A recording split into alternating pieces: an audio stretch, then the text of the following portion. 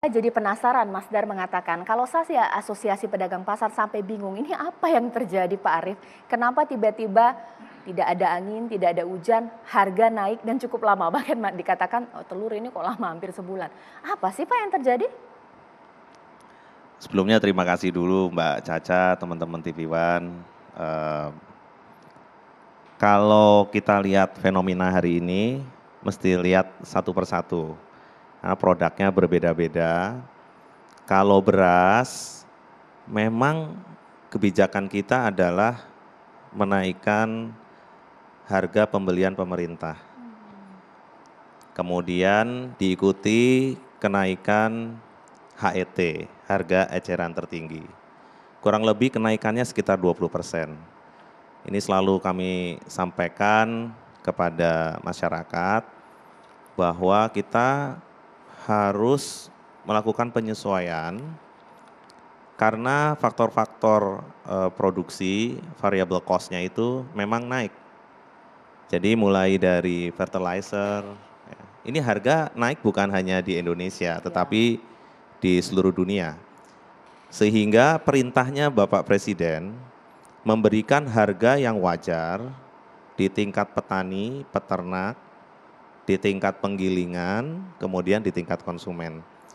Jadi harganya sudah dinaikkan dari 12.800 kalau premium menjadi 13.900 untuk beras. Jadi kalau pertanyaannya apakah akan turun, kalau saya melihat fenomena ini pertanyaannya Pak Presiden sebelum dinaikkan gitu ya. Kalau hari ini kita tergantung. Jadi eh, eh, NPK, PK kita masih tergantung dari impor ya. Sehingga pupuk itu pasti tergantung dari luar. Tentunya ini juga kita selalu update dan sampaikan karena Pak Andi Akmal, teman-teman di Komisi 4 ini sangat intens ya. Besok hari Senin kita diundang lagi sama teman-teman di DPR untuk menyampaikan update gitu ya. Sehingga kalau beras confirm bahwa ini adalah memang kita naikkan ya. Karena HPP sudah naik. Dan ini melalui diskusi yang cukup panjang melibatkan seluruh stakeholders, asosiasi, dan beberapa yang sering diundang di sini juga. Kemudian fenomena bawang putih.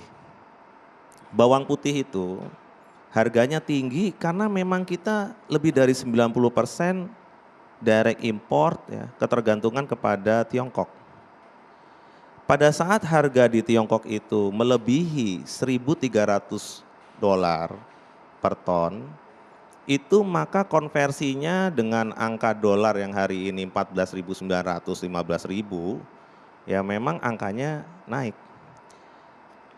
Makanya kalau dengan Komisi 4 ini, Badan Pangan itu di challenge-nya begini, ketahanan pangan yang berdasarkan kemandirian dan kedaulatan pangan. Jadi sebisa mungkin apabila produk itu bisa diproduksi di Indonesia, maka kita kejar untuk bisa berproduksi di Indonesia. Sehingga kita bisa mandiri pangan, daulat pangan. Karena sebelumnya pada waktu saya menjelaskan mengenai ketahanan pangan, seperti Singapura itu indeks ketahanan pangannya tinggi. Tetapi begitu di challenge kedaulatan atau kemandirian pangan, nggak bisa gitu ya. Nah, memang ini setiap produk mesti kita detailkan satu persatu. Sehingga Pak Presiden sudah membuat satu perpres lagi untuk Badan Pangan Nasional, itu namanya CPP. Perpres 125 tahun 2022 mengenai cadangan pangan pemerintah.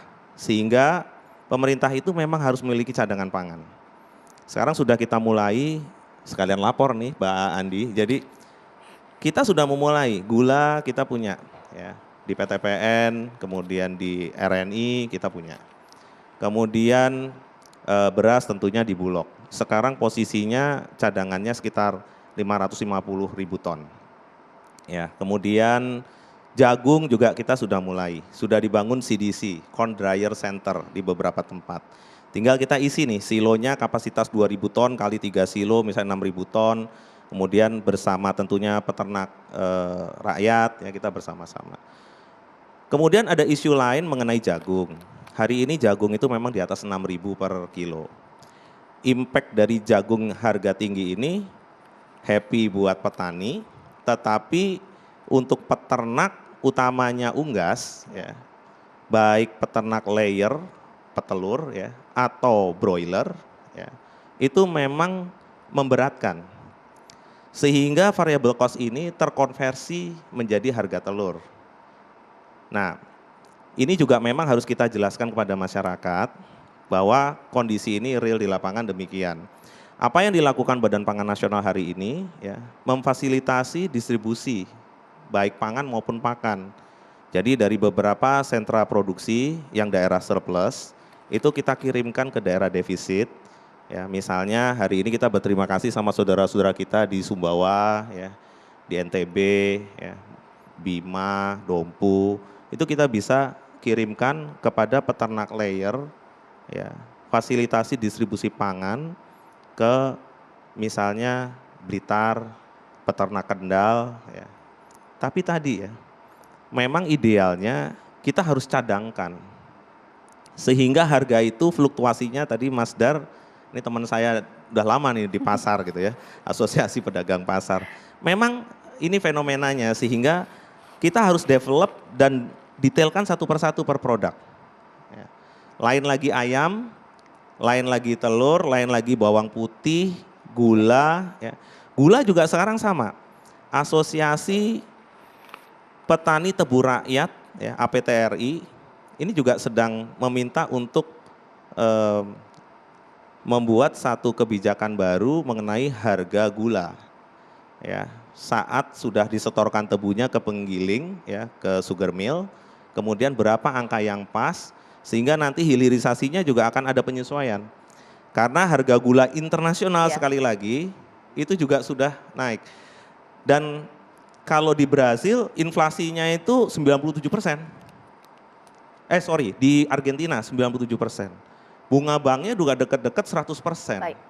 Sedangkan di Indonesia tadi disebutkan kita masih di 4,3%, bulan sebelumnya itu angkanya di 4,9%. Dan untuk masyarakat yang saudara kita yang memang kurang beruntung, saat ini masih diganjel oleh subsidi pangan. Subsidi pangan di 21,353 juta KPM. Ya, 10 kilo, ini Pak Dirut Bulog, Pak Buas yang diminta untuk membantu distribusi selama 3 bulan. Ya. Sedang kita review, hari ini sudah 2 kali, jadi 2 bulan akan menjadi 3 bulan. Apakah memang perlu kita lanjutkan 3 bulan lagi? Tentunya by review. Demikian Mbak Caca. Ditahan dulu Pak Arief. Jadi memang kalau kita membahas harga pangan itu naik, tidak semua alasan itu satu, pemirsa. Mulai dari memang karena kebijakan pemerintah, dikarenakan impor, bahkan juga hal lain. Tapi faktanya daya beli masyarakat ini rendah. Dan pertanyaan nanti kepada anggota DPR, bahkan juga Indef, mampukah masyarakat bertahan? Sesaat lagi di Indonesia Business Forum.